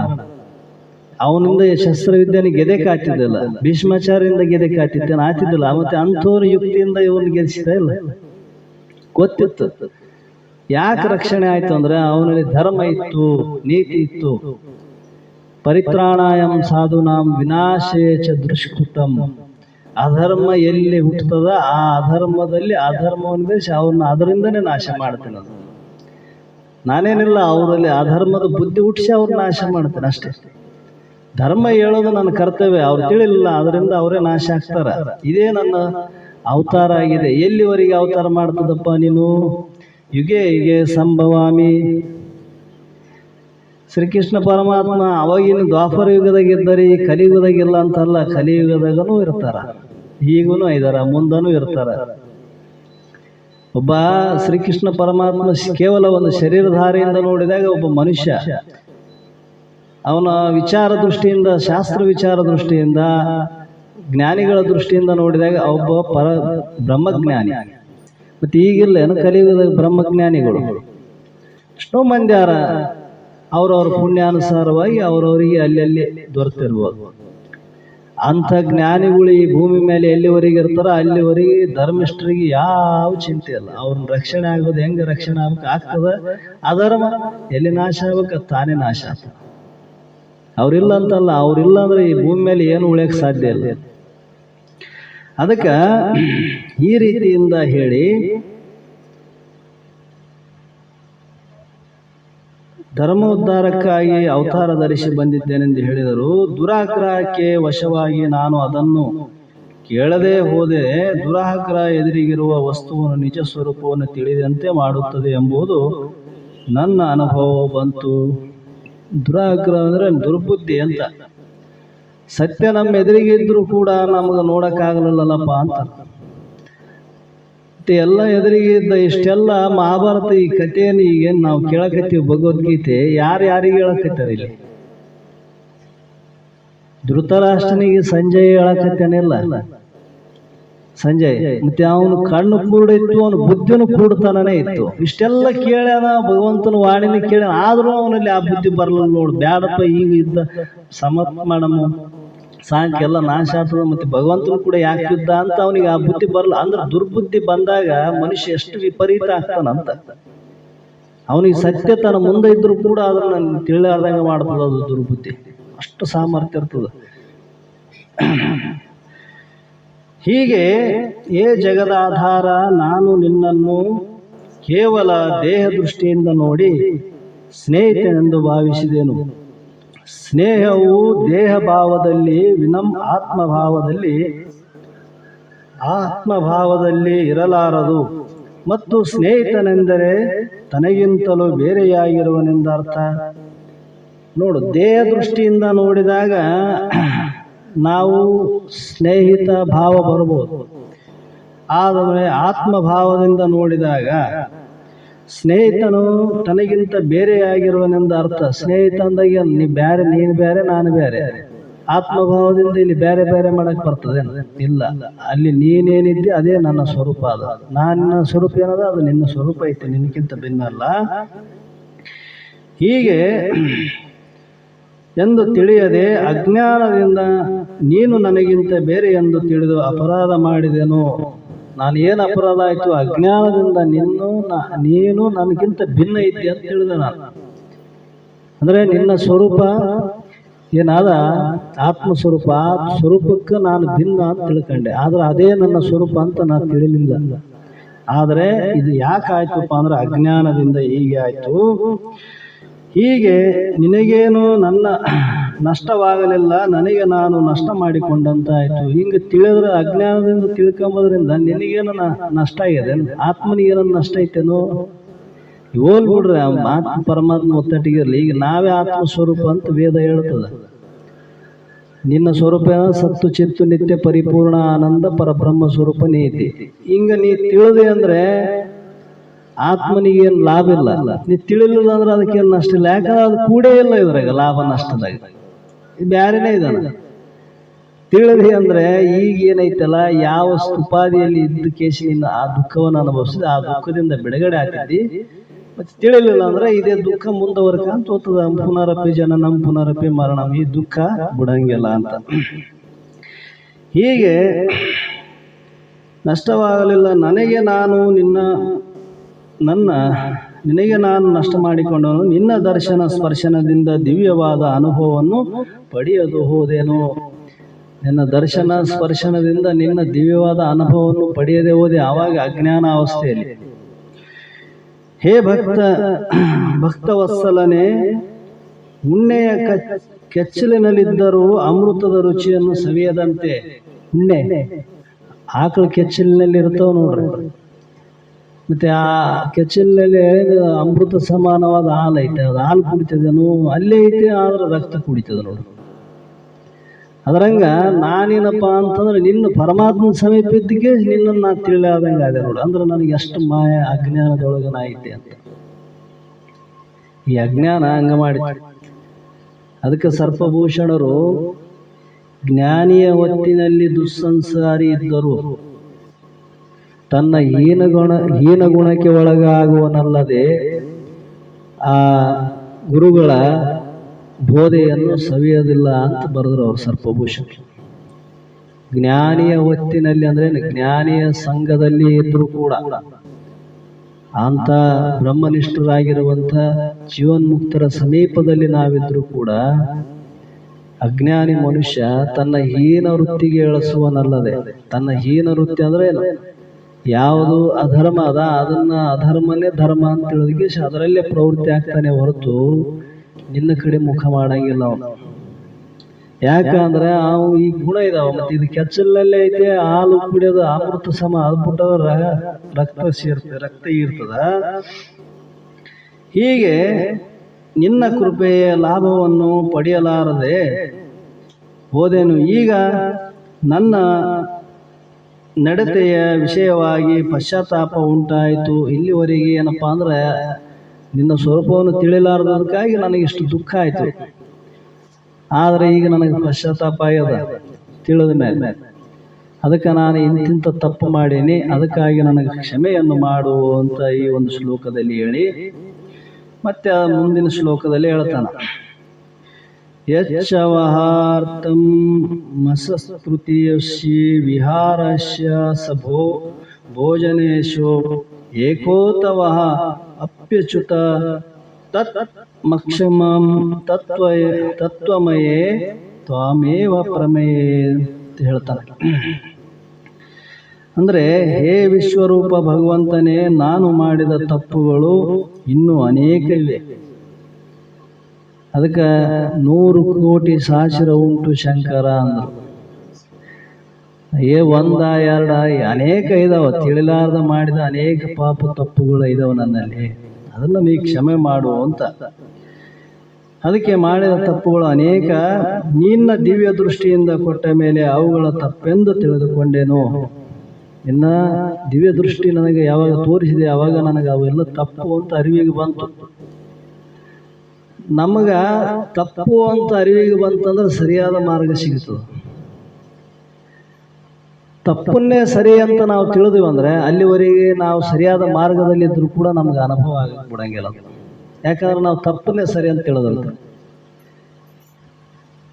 ದುಃಖ ಯಾಕೆ ಬರ್ತದ್ರಿ ಅಂದ್ರೆ ತಪ್ಪು ತನಗೆ ತಪ್ಪು ಅಂತ ಗೊತ್ತಿದ್ರು ಕೂಡ ಅದೇ ಸರಿ ಅಂತ ಅದರಲ್ಲಿ ಹೋಗ್ತೀವಲ್ಲ, ಪ್ರವೃತ್ತಿ ಆಗ್ತಾನಲ್ಲ ಮನುಷ್ಯ.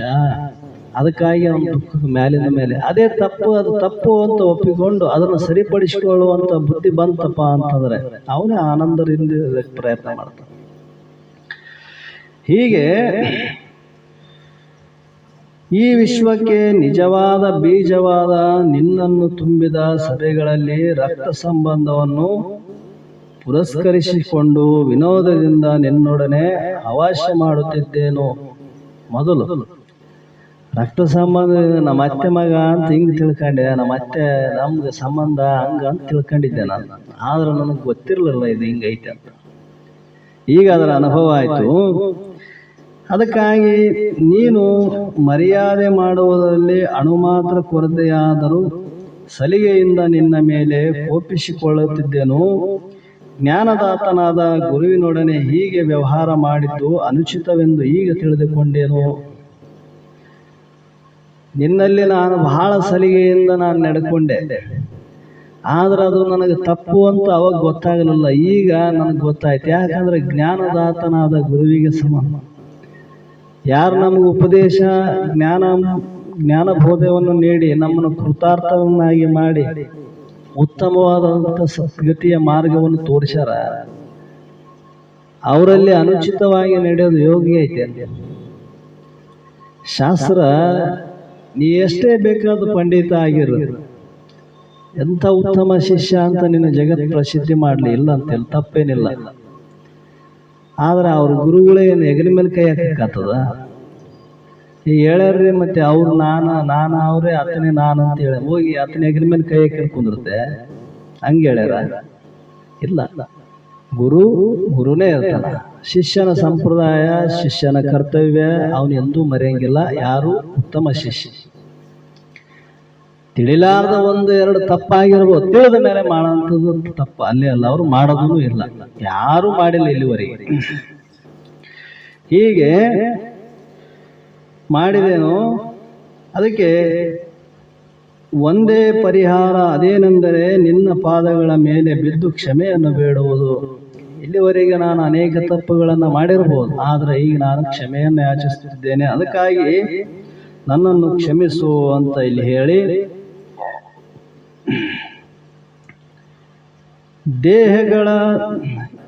ದೇಹಗಳು ದೇಹದ ಮೇಲಿನ ಪರಿಕರ ಪದಾರ್ಥಗಳು ಇಬ್ಬರಿಗೂ ಒಂದೇ ಆಗಿರುವುದರಿಂದ ಒಬ್ಬರನ್ನೊಬ್ಬರನ್ನು ಕ್ಷಮಿಸುವುದು ಹೇಗೆ ಸಂಭವಿಸುತ್ತದೆ ಅಂತ ಸಂಶಯ ಮಾಡಿದರೆ, ದೇಹಗಳು ದೇಹದ ಮೇಲಿನ ಪರಿಕರಗಳು ಒಂದೇ ಆಗಿದ್ದರೂ ಉಪಾಧಿಗಳಲ್ಲಿ ಮಹದ ಅಂತರವಿದೆ. ಈಶ್ವರನ ಉಪಾಧಿ ಮಾಯೆ, ಜೀವನ ಉಪಾಧಿ ಅವಿದ್ಯೆ. ಆದುದರಿಂದ ಈಶ್ವರನ ಉಪಾಧಿ ಜೀವನನ್ನು ಕ್ಷಮಿಸಬಹುದು. ಅವರಲ್ಲಿ ಕ್ಷಮೆ ಮಾಡುವಂಥ ಸಾಮರ್ಥ್ಯ ಆಗ್ತದಂದ್ರೆ ಅವರಲ್ಲಿ ಉಪಾಧಿ ಭೇದದಿಂದ ಕ್ಷಮೆ ಮಾಡ್ತಕ್ಕಂಥದ್ದೈತೆ, ಜೀವನ ಉಪಾಧಿಯಲ್ಲಿ ಇಲ್ಲ. ಈ ರೀತಿಯಿಂದ ಹೀಗೆ ಜೀವನ ಉಪಾಧಿ ಅವಿದ್ಯೆ, ಆದುದರಿಂದ ಈಶ್ವರನ ಜೀವನನ್ನು ಕ್ಷಮಿಸಬಹುದು. ಅದರಂತೆ ಗುರು ಶಿಷ್ಯರು ಶರೀರ, ಆಹಾರ, ವಿಹಾರಾದಿಗಳ ಮೇಲೆ ನೋಡಿದರೆ ಒಂದೇ ಆಗಿ ತೋರುತ್ತದೆ. ಶರೀರ, ಆಹಾರ, ವಿಹಾರಾದಿಗಳ ಮೇಲೆ ಒಂದೇ ಆಗಿ ತೋರ್ತವಲ್ಲ ಗುರು ಶಿಷ್ಯರು. ಈತ ಊಟ ಮಾಡ್ತಾರ ಅಂದ್ಮೇಲೆ ಅವರು ಊಟ ಮಾಡ್ತಾರ, ಅವರು ನಿದ್ದೆ ಮಾಡ್ತಾರ, ಅವರು ಶರೀರ ಇದಾವ ಒಂದೇ ರೀತಿಯಾಗಿ ತೋರ್ತಾವ. ತೋರಿದ್ರು ಕೂಡ ಭಾವ ಭೇದದಿಂದ ಮಹದ್ ಅಂತರವಿರುವುದರಿಂದ ಭಾವಭೇದದಿಂದ ನಮ್ಮ ಭಾವ ಎಲ್ಲಿ ಅದ, ಮಹಾತ್ಮರ ಭಾವ ಎಲ್ಲಿ ಅದ? ಮಹಾತ್ಮರ ಭಾವ ಏನದ? ಯಾವಾಗಲೂ ತಮ್ಮ ಆತ್ಮ ಸ್ವರೂಪದ ಆ ಸ್ವರೂಪದಲ್ಲಿ ಯಾವ ಸ್ಥಿತಿಯಿಂದ ಯಾವಾಗಲೂ ತಮ್ಮ ಪರಮ ಸ್ವರೂಪವಾಗಿರುವಂತಹ ಆತ್ಮಾನಂದದಲ್ಲಿ ಇರ್ತಕ್ಕಂಥವ್ರು ಅವರಿಗೆ ಅದ. ಅವರಿಗೆ ದೇಹ ಭಾವ ಇಲ್ಲ. ನಮ್ಮಲ್ಲಿ ದೇಹ ಭಾವ ಅದ, ಶಿಷ್ಯನಲ್ಲಿ ದೇಹ ಭಾವ ಅದ, ಗುರುಗಳಲ್ಲಿ ದೇಹ ಭಾವ ಐತೆ ಇಲ್ಲ. ಮತ್ತೆ ವಿಹಾರದಲ್ಲಿ ಒಂದೇ ತೋರಿದ್ರು ಕೂಡ ಭಾವ ಭೇದ ಐತಿಲ್ಲ. ಇಲ್ಲಿ ಶರೀರ ಒಂದೇ, ವ್ಯವಹಾರ ಒಂದೇ ನಡೆದವ. ಅವ್ರು ಉಣ್ತಾರ, ಇವ್ರು ಉಣ್ತಾರ, ಇವ್ರು ಮಕ್ಕಂತಾರ, ಅವ್ರು ಮಕ್ಕಂತಾರ. ಮತ್ತೆ ಎಲ್ಲವೂ ನಮಗೆ ಮಾಡ್ತಾರ ಅಂದ್ಮೇಲೆ ಮತ್ತೆ ಅವ್ರು ಯಾಕೆ ಶ್ರೇಷ್ಠ, ನಾವ್ಯಾಕೆ ಕನಿಷ್ಠರಿ ಅಂದ್ರೆ? ಹೌದು, ನಿನ್ನ ಭಾವ ಹೆಂಗದ? ಶರೀರ ನಾನೆಂಬ ಬುದ್ಧಿ ನಿನಗಾದ, ಆತ್ಮನೇ ನಾನೆಂಬ ಬುದ್ಧಿ ಅವರಲ್ಲಿ ಅದ. ವ್ಯತ್ಯಾಸ ಐತೆ. ಹೀಗೆ ಗುರು ಶಿಷ್ಯರು ಕ್ಷಮಿಸಬಹುದು. ಈ ಕಾರಣದಿಂದ ಅವರು ಕ್ಷಮೆ ಮಾಡುವಂತ ಸಾಮರ್ಥ್ಯ ಅದ. ನೀನು ಏನು ತಪ್ಪು ಮಾಡಿದ್ರು ಕೂಡ ಅವರು ಕ್ಷಮೆ ಮಾಡತಕ್ಕಂಥ ಸಾಮರ್ಥ್ಯ ಅದ. ಯಾಕಂದ್ರೆ ಅವರಲ್ಲಿ ಆ ಭಾವ ಐತೆ. ಹೀಗೆ ಹೇಳಿ ಪಿತಾಸಿ ಲೋಕಸ್ಯ ಚರಾಚರಸ್ಯ ತಮೇಶ್ಯ ಪೂಜ್ಯತೆ ಗುರುವರ್ಷ್ಯಾನ್ ನತ್ರು ತತ್ಸಮೋ ಬುಧಿಕಃ ಹುತೋಮ್ ಅನ್ಯೋ ಲೋಕತ್ರಯಮಪಿ ಪ್ರತಿ ಮಹಾಪ್ರಭಾವ ಅಂತ ಇಲ್ಲಿ ಹೇಳ್ತಾರೆ. ಅರ್ಜುನನು ತನ್ನ ಅನುಭವದಿಂದ ಹೇಳ್ತಕ್ಕಂಥ ಮಾತೇನೆಂದ್ರೆ, ಜಂಗಮ ಸ್ಥಾವರಾತ್ಮಕವಾದ ಪರಿದೃಶ್ಯಮಾನವಾದ ಸರ್ವ ಪದಾರ್ಥಗಳು. ಜಂಗಮ ಅಂದ್ರೆ ಏನ್ರಿ? ತಿರುಗಾಡೋದು. ಇಲ್ಲಿ ಕೆಲವು ಜೀವಿಗಳು ಸಂಚಾರ ತಿರುಗಾಡ ಮಾಡುವ ಇದಾವ, ಕೆಲವು ಕುಂತಲ್ಲೇ ಕುಂತ ಇದಾವ. ಅವೇನು ತಿರುಗಾಡಂಗಿಲ್ಲ. ಸ್ಥಾವರ ಅಂದ್ರೆ ಗಿಡ ಮರಗಳು, ಇವೆಲ್ಲೇನು ಹೋಗ್ತವೆ, ಅವಕ್ಕೂ ಜೀವ ಅದ, ಚೇತನ ಅದ ಅವಟ್ರಲ್ಲಿ. ಆದ್ರೆ ಅವು ಎಲ್ಲಿ ಹೋಗಂಗಿಲ್ಲ, ಬರಂಗಿಲ್ಲ. ಜಂಗಮಾವಸ್ಥೆಯಲ್ಲಿ ಮನುಷ್ಯರು ಮೊದಲು ಮಾಡಿಕೊಂಡು ಏನು ಪ್ರಾಣಿಗಳು ಅನೇಕ ಅವು ಸಂಚಾರ ಮಾಡ್ತಾವಲ್ಲ, ಅಲ್ಲಿಂದ ಇಲ್ಲಿಗೆ ಇಲ್ಲಿಂದ ಅಲ್ಲಿಗೆ. ನಾವು ಸರ್ವ ಪದಾರ್ಥಗಳು ಯಥೋವಾ ಇಮಾನಿ ಭೂತಾನಿ ಛಾಯಂತೆ ಅಂದರೆ ಶ್ರುತಿ ಪ್ರಮಾಣದಂತೆ ಈ ಭೂತಗಳೆಲ್ಲ ಯಾವುದರಿಂದ ಉತ್ಪತ್ತಿಯಾಗಿವೆಯೋ, ಯಾವುದರಿಂದ ಉತ್ಪತ್ತಿಯಾಗ್ಯಾವಪ್ಪ? ಆ ಬ್ರಹ್ಮನೇ ಇದಕ್ಕೆ ಆಧಾರ ಇದೆ ಎಂಬ ಶ್ರುತಿಗೆ ಅನುಸಾರವಾಗಿ ನೀನೇ ಸಮಸ್ತ ಜಗತ್ತಿಗೆ ಜನಕನು.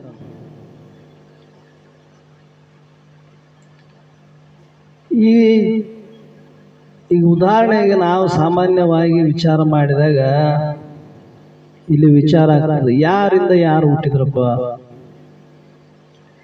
ಈಗ ಜೀವನು ಯಾರಿಂದ ಹುಟ್ಟಿದ, ಮತ್ತೆ ಪರಮಾತ್ಮ ಯಾರಿಂದ ಹುಟ್ಟಿದ ಅಂತ ಇಲ್ಲಿ ಸಂಶಯ ಬರ್ತಾವಲ್ಲ. ಯಾರಿಂದ ಹುಟ್ಟಿದ್ರು? ಮಾಯೆಯಿಂದ ಜಗತ್ತು ಹುಟ್ಟಿತು ಅಥವಾ ಜೀವನಿಂದ ಜಗತ್ತು ಹುಟ್ಟಿತು? ಸಂಶಯ ಬರ್ತದೆ. ಯಾವುದರಿಂದ ಯಾರು ಹುಟ್ಟ್ಯಾರ? ಈ ಜಗತ್ತಿನ ಉತ್ಪತ್ತಿಗೆ ಕಾರಣ ಯಾವುದು? ಮಾಯೆಯಿಂದ ಜಗತ್ತು ಹುಟ್ಟ್ಯದ ಅಂತಂದ್ರೆ ಜಡ ಐತೆ. ಮಾಯೆ ಜಡವಾದ ವಸ್ತು ಇನ್ನೊಂದು ವಸ್ತುವಿಗೆ ಉತ್ಪತ್ತಿಗೆ ಸಾಮರ್ಥ್ಯ ಇಲ್ಲ. ಅದಕ್ಕೆ ಹೋಲ್ಬಿಡ್ರಿ, ಜೀವದಿಂದ ಹುಟ್ಟ್ಯದ. ಜೀವ ಮಾಯೆ ಹುಟ್ಟಿದ ಮೇಲೆ ಜೀವ ಹುಟ್ಟ್ಯದ, ಅದು ಸುಳ್ಳಾದ. ಮತ್ತೆ ಅದರಿಂದ ಅದು ಆಗಂಗಿಲ್ಲ. ಇದಕ್ಕೆ ಉತ್ಪತ್ತಿಗೆ ಕಾರಣ ಯಾವುದು? ಆಧಾರ ಅಂದ್ರೆ ಆ ಪರಬ್ರಹ್ಮವೇ ಆಧಾರ ಐತೆ. ಬರೇ ಬ್ರಹ್ಮನಿಂದ ಜಗತ್ತು ಹುಟ್ಟಾಕ ಬರಂಗಿಲ್ಲ. ಇದು ಅನುಭವ ಅದ ಎಲ್ಲರಿಗೆ, ಪ್ರಪಂಚದ ಅನುಭವ ಐತೆ ಸಾಕುವಷ್ಟು. ಬರೇ ಸ್ತ್ರೀಯಿಂದನೇ ಮಕ್ಕಳಾಗಂಗಿಲ್ಲ, ಬರೇ ಪುರುಷರಿಂದನೂ ಮಕ್ಕಳಾಗಂಗಿಲ್ಲ. ಸ್ತ್ರೀ ಪುರುಷರ ಸಮ್ಮಿಲಿತ ಸಂಯೋಗ ಸಂಬಂಧದಿಂದ ಮಕ್ಕಳು ಹುಟ್ಟತಾವ. ಇದು ಅನುಭವ ಅದ. ಅದರಂಗ ಬರೇ ಬ್ರಹ್ಮನಿಂದ ಅವನು ನಿರಾಕಾರ ಇದ್ದಾನ, ಅವನಿಗೆ ಇದು ಯಾವ ಆಕಾರ ಇಲ್ಲ, ಮತ್ತೆ ಅವನಿಂದನೂ ಹುಟ್ಟಕ್ಕೆ ಬರಂಗಿಲ್ಲ ಈ ಜಗತ್ತು. ಬರೇ ಮಾಯಿಂದ ಹುಟ್ಟದ ಜಡ ಐತೆ. ಅವು ಎರಡು ಸಮ್ಮುಖದಲ್ಲಿ ಕೂಡಿದಾಗ ಏನಪ್ಪಾ ಅಂದ್ರೆ ಅದು ಹೆಂಗ ಒಂದು ಜಗತ್ತು ಉತ್ಪತ್ತಿಗೆ ಕಾರಣ ಆಯ್ತು. ಅದರಂತೆ ಈ ಸಕಲ ಸೃಷ್ಟಿ ಚರಾಚರವಾಗಿರುವಂತಹ ನಿನ್ನ ಆಧಾರ. ಈ ಎಲ್ಲದಕ್ಕೆ ಆಶ್ರಯ ಕೊಟ್ಟವ್ರು ಯಾರು? ನೀನೇ ಆಶ್ರಯ ಇದೆ. ನಿನ್ನ ಆಶ್ರಯದಲ್ಲಿ ಜಗತ್ತು ತೋರಿದ. ಅದಕ್ಕೆ ನಿಜ ಉಂಡ್ರು ಏಕಮೇವ ಅದ್ವಿತೀಯ ಆತ್ಮನೊಳಗೆ ತೋರ್ಪ ಲೋಕರಂಜನೆಯು ಕಾಲ್ಪನಿಕ ವೈಶ್ಯ ಅಂತ ಅನುಭವ ಸಾರದಲ್ಲಿ ಹೇಳಿದರು. ನಿನ್ನಲ್ಲಿ ಸುಮ್ಮನೆ ಕಲ್ಪನಾ ಮಾತ್ರವಾಗಿ ಇದು ತೋರ್ಯದ ಜಗತ್ತಷ್ಟೇ. ಜಗತ್ತುನು ಕಲ್ಪನಾ ಮಾತ್ರದಿಂದನೇ ಐತೆ. ನಮ್ಮೆಲ್ಲರ ಕಲ್ಪನೆಯಲ್ಲಿ ಐತೆ ಅಷ್ಟೇ. ಇದು ಕಲ್ಪನಾ ಹೋಯ್ತಂದ್ರೆ ಏನಿಲ್ಲ. ನಿದ್ದೆಗೆ ಎಲ್ಲಿಗೂ ಅದು ಜಗತ್ತು. ಇದ್ದಾಗ ಎಲ್ಲ ಇದು ಅದು ಅಂತ ಹೇಳ್ತೀವಿ, ಅಲ್ಲಿದ್ರೆ ಏನಿಲ್ಲ. ಮತ್ತೆ ನೀ ಇಲ್ಲೇನು? ಅಂದ್ರೆ ಎಲ್ಲಿ ತೋರದ? ನಿನ್ನ ಕಲ್ಪನೆಯಲ್ಲಿ ಜಗತ್ತು ತೋರ್ತದ. ಅದಕ್ಕೆ ಏಕಮೇವ ಅದ್ವಿತೀಯ ಆತ್ಮನಲ್ಲಿ ತೋರ್ಪ ಲೋಕರಂಜನೆಯು ಕಾಲ್ಪನಿಕ ವಯಸ್ಸೇ, ಕೇವಲ ಕಲ್ಪನಾ ಮಾತ್ರವಾಗಿದೆ. ಆ ಪರಬ್ರಹ್ಮದ ಸ್ವರೂಪದ ಜ್ಞಾನ ಯಾವಾಗ ಆಗ್ತದ? ಅವತ್ತಿದ ಅನುಭವ ಆಗ್ತದ ನಮಗ.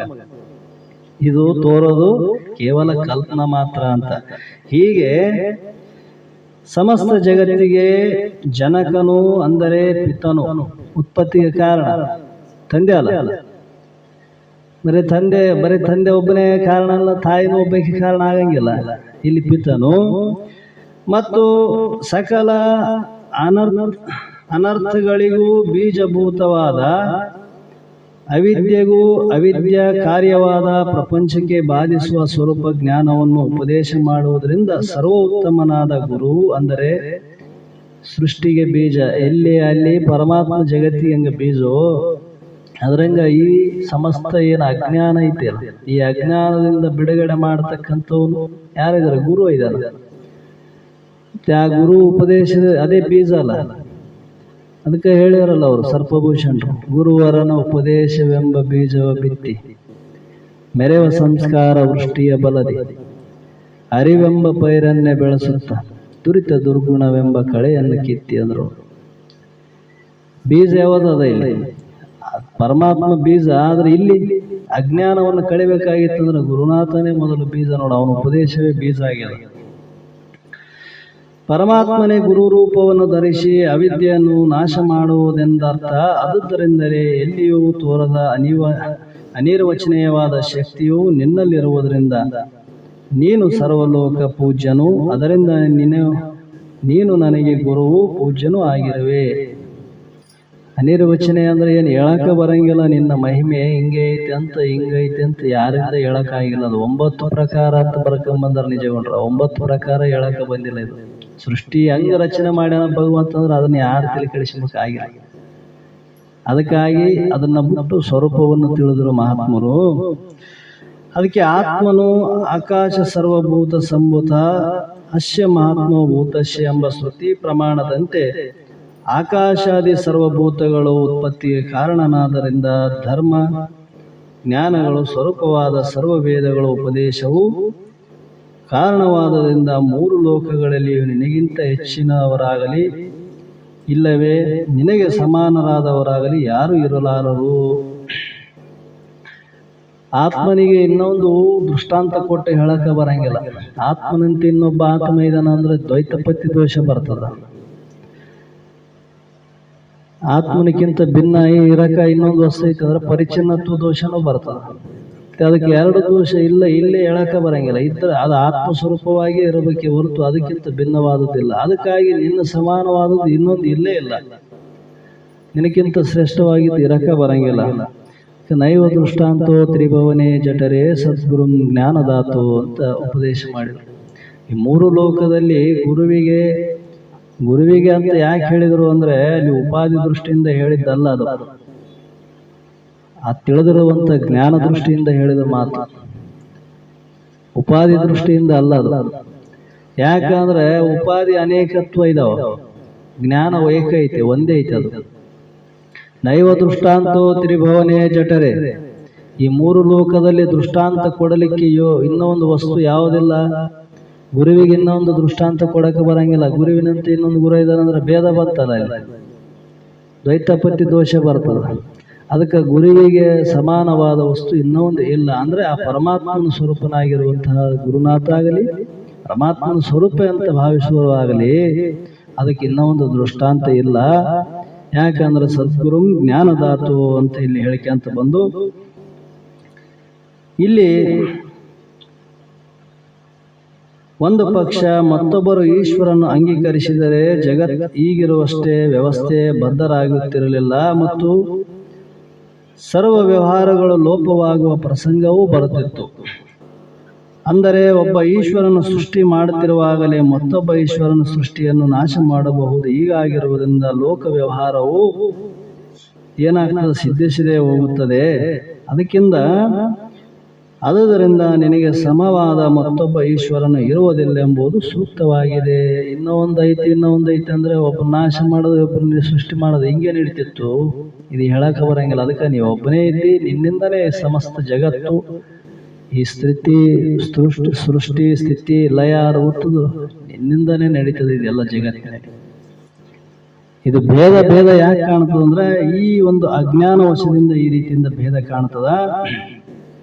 ಅದಕ್ಕೆ ಈ ವಿಷಯವನ್ನು ನತತ್ ಸಮದ್ಭಾವ ಕಚ್ಚಿತ್ ಪರ್ವತೆ ಎಂದು ಶ್ರುತಿ ಇವುಗಳು ಹೇಳುತ್ತವೆ. ಮತ್ತು ನೀನು ಅಪ್ರತಿಮಾ ಪ್ರಭಾವನೆಂದ್ರೆ ಪ್ರಮೇಯ ಅಥವಾ ಪ್ರತಿಮಾ ಸಾದೃಶ್ಯಂ ನ ವಿದ್ಯಸತೆ ಅಂದ್ರೆ ಇನ್ನೊಂದಕ್ಕ ಪ್ರಮಾಣ ಆಗಲಿ ಸಾದೃಶ್ಯ ಪ್ರಮಾಣ ಆಗಲಿ ಉಪಮಾನ ಕೊಟ್ಟು ಹೇಳಲಿಕ್ಕೆ ಬರೋದಿಲ್ಲ. ದೃಷ್ಟಾಂತ ಎಲ್ಲಿ ಕೊಡ್ತಾರೆ? ಅಲ್ಲಿ ಎರಡಿದ್ದಲ್ಲಿ ದೃಷ್ಟಾಂತ ಕೊಡಕ್ಕೆ ಬರ್ತದೆ. ಅದು ಒಂದೇ ವಸ್ತು ಹೆಂಗ್ ದೃಷ್ಟಾಂತ ಕೊಡಬಹುದು? ಇರೋದೇ ಒಂದೇ ಐತೆ ಅಂದ ಮೇಲೆ ಅದಕ್ಕೆ ಇನ್ನೊಂದು ದೃಷ್ಟಾಂತ ಹೆಂಗ್ ಕೊಡ್ತಾರೆ?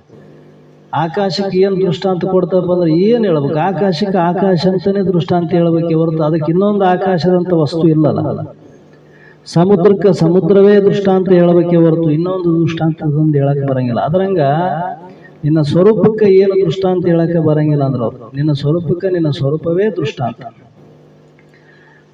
ಹೀಗೆ ಹೇಳಿ ಯಾವುದರಿಂದಲೂ ಅಳತೆ ಮಾಡಲು ಆಗದ್ದಾಗಿದೆ ಇರುವ ಸಾದೃಶ್ಯ ಪ್ರತಿಮೆ ಎನಿಸುತ್ತದೆ. ಅಂಥ ಸಾದೃಶ್ಯವಿಲ್ಲದೆ ಪ್ರಭಾವವು ಅಂದರೆ ಮಾಯಯೋಗವು ಪ್ರಪಂಚ ಬಂದು ಮೋಕ್ಷಾದಿ ಕರ್ಮಗಳು ಘಟಾನುಘಟ ಸಾಮರ್ಥ್ಯವುಳ್ಳವರು ಅಪ್ರತಿಮ ಸ್ವಭಾವವೆನಿಸುತ್ತಾರೆ.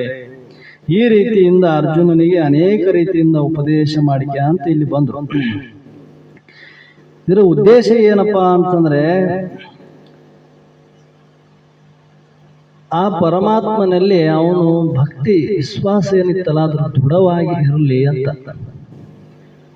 ಅಂದ್ರೆ ಪರಮಾತ್ಮ ಯಾಕ್ರಿ ಮತ್ತೆ ಪರಮಾತ್ಮಲ್ಲಿ ಯಾಕ ಅಂತ ಇಲ್ಲಿ ಸಂಶಯ ಬರ್ತದೆ. ಪರಮಾತ್ಮ ಒಬ್ಬನು ಜೀವಾತ್ಮ ಒಬ್ಬನು ಅಂತ ಹಿಂಗಲ್ಲ ಅದು ಹೇಳಿದ್ದ. ಅಲ್ಲಿ ಪರಮಾತ್ಮ ನಾನು ಅಂತ ತಿಳಿದ ಬಳಿಕ ಯಾವಾಗಲೂ ಆ ವೃತ್ತಿ ಸ್ಥಿರವಾಗಿ ಇರಲಿ ಎಂಬ ಉದ್ದೇಶದಿಂದ ಮ್ಯಾಲಿಂದ ಮೇಲೆ ಹೇಳ್ತಾರೆ. ಇಲ್ಲಿ ಪರಮಾತ್ಮನಲ್ಲಿ ಭಕ್ತಿ ಇಡು, ಪರಮಾತ್ಮನಲ್ಲಿ ವಿಶ್ವಾಸ ಇಡು, ಪರಮಾತ್ಮನಲ್ಲಿ ಶ್ರದ್ಧೆ ಇಡು ಅಂತ ಮುಮುಕ್ಷುಗಳಿಗೆ ಯಾಕೆ ಹೇಳ್ತಾರ ಅಂದ್ರೆ ನಿನ್ನ ಸ್ವರೂಪನೇ ಪರಮಾತ್ಮ ಸ್ವರೂಪ ಇದ್ದಿ, ಅದರಲ್ಲಿ ನಿನಗೆ ಯಾವ ಕಾಲಕ್ಕೂ ವೃತ್ತಿ ಕೆಡಲಾರ್ದಂಗೆ ಸ್ಥಿರವಾಗಿ ಇರಲಿ ಎಂಬ ಉದ್ದೇಶದಿಂದ ಹೇಳ್ತಾರೆ.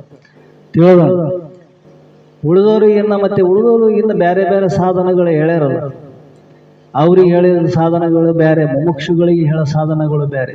ಮುಮುಕ್ಷನ ದೃಷ್ಟಿ ಎಲ್ಲಿ ಅದ? ತನ್ನ ಸ್ವರೂಪದ ಕಡೆ ಅದ. ಸ್ವರೂಪ ಯಾವುದು? ಆ ಪರಬ್ರಹ್ಮ ಸ್ವರೂಪವೇ ನಾನಂತ ಇಲ್ಲಿ ಶ್ರುತಿ ಉಪದೇಶ ಮಾಡಿದ. ನಿನ್ನ ಸ್ವರೂಪ ಏನದ? ನೀನೇ ಸತ್ತು ಚಿತ್ತು ನಿತ್ಯ ಪರಿಪೂರ್ಣ ಆನಂದ ಸ್ವರೂಪ ಅಂತ ಶ್ರುತಿ ಉಪದೇಶ ಮಾಡದ. ಅಂದ್ರೆ ಚೇತನ ದೃಷ್ಟಿಯಲ್ಲಿ ಅದು ಎಲ್ಲರದ್ರಲ್ಲಿನೂ ಆದ, ಎಲ್ಲ ಕಡೆಯೂ ನೀನೇ ಇದ್ದಿ, ನಿನ್ನ ಬಿಟ್ಟು ಅನ್ಯ ಎಂದಿಲ್ಲ.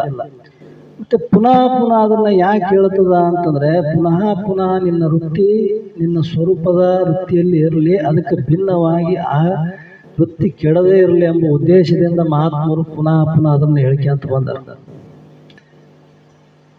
ಒಂದು ಸಲ ಮಾಡಿದ್ದ ಆಯ್ತಲ್ರಿ ಅಂದ್ರೆ ಒಂದ್ಸಲ ಮಾಡಿದ್ವಿ, ಎಷ್ಟೋ ಜನ್ಮಾಂತರ ಮಾಡಿದ್ವಿ ಮರಿತೀವಿ. ಹುಟ್ಟಿದಾಗಲಿಂದ ಇಲ್ಲಿತಾನ ಮಾಡಿ ಅದ್ರಾಗ ಅರ್ಧ ಮರ್ತೋಗಿವಿ, ಅರ್ಧ ಕೆಲವು ನೆನಪು ಇದಾವ. ಪದೇ ಮಾಡಿದ್ವಿ ನೆನಪೋತಾವ ಅಂದಮೇಲೆ ಒಂದೇ ಸಲ ಕೇಳಿ ಒಂದೇ ಸಲ ನನಗೆ ಬ್ರಹ್ಮ ಸ್ವರೂಪ ಆತ್ಮ ಸಾಕ್ಷಾತ್ಕಾರ ಸ್ವರೂಪ ವೃತ್ತಿ ಬರ್ತದೆ ಅನ್ನೋದು. ಆ ವೃತ್ತಿ ಬರ್ಬೇಕಾದ್ರೆ ಅದಕ್ಕೆ ನಿರಂತರ ಅಭ್ಯಾಸ ಬೇಕು, ನಿರಂತರ ಅದಕ್ಕೆ ಸಾಧನ ಬೇಕು. ಅಭ್ಯಾಸ ಸಾಧನ ಅಂದ್ರೆ ಸುಮ್ಮನೆ ಹಿಂಗ ಎದ್ದು ಇದು ಮಾಡಿದ್ರೆ ಆಗೋದಿಲ್ಲ. ಅದು ನಿರಂತರ ಭಾವದಲ್ಲಿ ತುಂಬಿ ಬರಬೇಕು. ಭಾವ ಹೆಂಗೆ ತುಂಬುತ್ತದ? ನಿನ್ನೆ ಅದಕ್ಕೆ ಗುರುಗಳು ಹೇಳಿದಾರಲ್ಲ, ಯಾರಿಗೆ ಆ ಭಾವ ತುಂಬುತ್ತದ ಅವನಲ್ಲಿ ಸ್ವಾಭಾವಿಕವಾಗಿ ಪ್ರಸನ್ನತೆ ಆನಂದ ಭಾವ ಲಕ್ಷಣಗಳು ಪ್ರಕಟ ಆಗ್ತಾವ. ನಿನ್ನ ತಿಳಿದದ್ದೋ ತಿಳಿದಿಲ್ಲ ಅಂತ ನಿನ್ನ ನೋಡಿದ ತಕ್ಷಣ ಹೇಳ್ತಾರೆ ತಿಳಿದವ್ರು ಬಲ್ಲವ್ರು. ನಮ್ಮ ಅಜ್ಞಾನಿಗಳಿಗೆ ಗೊತ್ತಾಗ್ಲಿಕ್ಕಿಲ್ಲ, ಆದ್ರೆ ತಿಳಿದವ್ರಿಗೆ ಗೊತ್ತಾಗ್ತದೆ ಇವ್ರ ಭಾವ ದೃಷ್ಟಿ ಹೆಂಗದ. ಯಾಕಂದ್ರೆ ಅವರಲ್ಲಿ ಅದು ಸ್ವಭಾವ ಗುಣ ಆಗಿ ಬಿಡ್ತದ. ವೃತ್ತಿ ಬಹಳ ಒಳಗ ಅಂತರ್ಮುಖದಲ್ಲಿ ಕೆಲಸ ಮಾಡುದು. ಸುಮ್ಮನೆ ನೋಡ್ರಿ, ಬೇರೆ ಬಹಳ ಬೇಡ. ಯಾರಿಗೇನು ಸ್ವಲ್ಪ ಒಂದ್ ಎರಡು ಮಾತು ಚಲೋ ಹೇಳಿ ಒಪ್ಪಿಸ್ಬಿಡ್ರಿ, ಅವ್ನು ಈಟಾಡಾರ ಆತನ ಮತ್ತೆ ಮಾರಿ ನೋಡ್ರಿ, ಅವ್ನ ಮುಖ ನೋಡಿದ್ರೆ ಗೊತ್ತಾಗ್ಬಿಡ್ತದೆ ಇವನಿಗೆ ಎಷ್ಟು ಪ್ರಸನ್ನ ಬಂದದ. ಅದು ಅದೇ ಒಂದು ಎರಡು ಮಾತು ತಪ್ಪು ಏನು ಆಡಿ ಅವ್ರನ್ನು ಬಿರುಸು ಮಾತಾಡಿಬಿಟ್ಟಿವಪ್ಪ ಅಂದ್ರೆ ಪ್ರಸನ್ನ ಇದ್ದು ಮುಖ ಸಮೇತ ಸಪ್ಪಗಾಗ್ಬಿಡ್ತದೆ. ಅಂದ್ರೆ ಎಷ್ಟು ಪರಿಣಾಮ ಆಗ್ತಾವ, ಬರೀ ಶಬ್ದ ಇಲ್ಲಿ ಪರಿಣಾಮ ಆಗ್ತಾವ ಅಂದಮೇಲೆ ಗುರುಗಳ ವಾಕ್ಯ ಮಹಾತ್ಮರ ವಾಕ್ಯಗಳು ನಮ್ಮ ಅಂತಃಕರಣದಲ್ಲಿ ಬಂದು ಪ್ರವೇಶ ಆದಾಗ ಅದು ಪರಿಣಾಮ ಆಗಂಗಿಲ್ಲ, ಆಗ್ತಾವ. ಆ ಭಾವದಿಂದ ನಮಗದು ತಿಳಿದಾಗ ಅದು ಪರಿಣಾಮ ಆಗ್ತದೆ. ಪರಿಣಾಮ ಎಲ್ಲಿ ಆಗ್ಯದ ಅಲ್ಲಿ ಸ್ವಾಭಾವಿಕವಾಗಿ ಪ್ರಸನ್ನತೆ ಆನಂದ ಭಾವಗಳು ಉಂಟಾಗ್ತಾವ. ಶಾಸ್ತ್ರದ ಮೇಲಿಂದ ಮೇಲೆ ಅದೇ ಕಾರಣಕ್ಕಾಗಿ ಮೇಲಿಂದ ಮೇಲೆ ಅದನ್ನು ಎಚ್ಚರ ಮಾಡೋದಕ್ಕಾಗಿ ಹೇಳ್ತಾರ ಮಹಾತ್ಮರು ಅಂತ, ಬೇರೆ ಏನು ಉದ್ದೇಶ ಇಲ್ಲ. ಅವ್ರೇನ್ ದಿವಸ ಕೇಳಿದ್ದು ಕೇಳ್ತೀವಲ್ರಿ, ಮತ್ತೆ ಕೇಳಿದ್ದು ಕೇಳಿದ್ರೆ ಇಷ್ಟ ಐತೆ. ದಿವಸ ಒಂದು ಹೊಸದು ಹೇಳಿಕೆಂತ ಹೋದ್ರೆ ಕೇಳಿದ್ವಿ ಎಲ್ಲ ಓದ್ತಾವ, ಇದು ಇನ್ನು ಹೊಸದು ಯಾವಾಗ ಬಿಡ್ಬೇಕು ನಮ್ಗೆ, ಹಿಂಗಿರ್ತಾವ ಶಾಸ್ತ್ರದಂತ ಹೇಳಿ ಇಂದಿನ ಶಾಸ್ತ್ರಕ್ಕೆ ಇಲ್ಲಿಗೆ ವಿರಾಮವನ್ನು ನೀಡೋಣ. ಮಂಗಳ. ಸದಾ ಬೆಳಗುತ್ತದೆ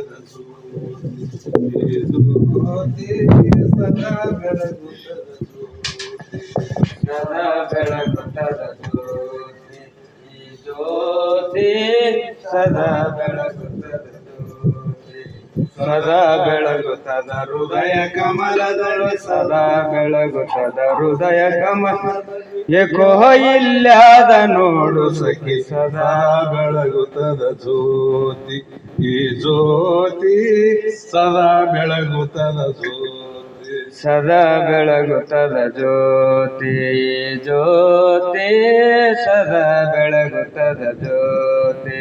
ತಾನೇ ತಾನೇ ಕುಳಿತು ತನ್ನೊಳು ಏನೋ ಕಳವ ತುಂಬಿ, ತಾನೆ ತಾನೆ ಕುಳಿತು ತನ್ನೊಳು ಏನೋ ಕಳವ ತುಂಬಿ, ತಾನೆ ತಾನೆ ಕುಳಿತು ತನ್ನೊಳು ಏನೋ ಕಳವ ತುಂಬಿ.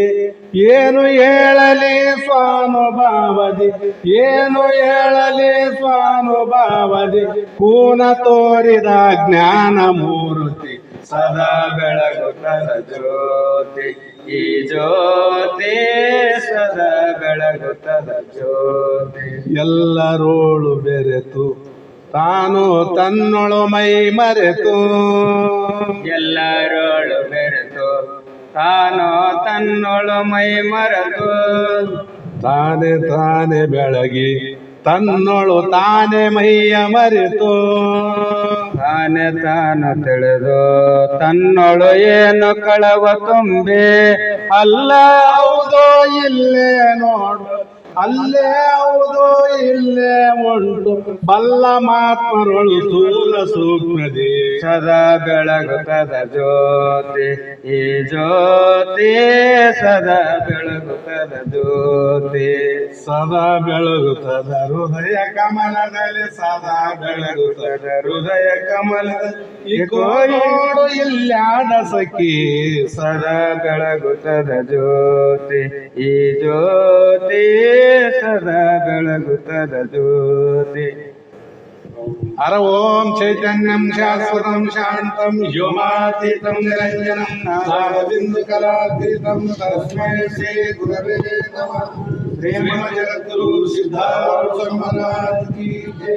ಶ್ರೀ ಸದ್ಗುರು ಶಿವಪುತ್ರ ಸ್ವಾಮಿ ಮಹಾರಾಜ್ ಕಿ ಜೈ. ಶ್ರೀ ಸದ್ಗುರು ಬಸವಾನಂದ ಸ್ವಾಮಿ ಮಹಾರಾಜ್ ಕಿ ಜೈ.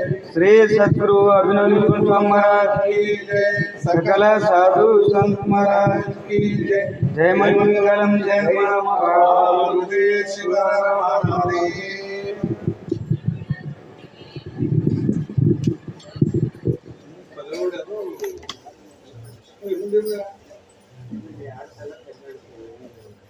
Thank you.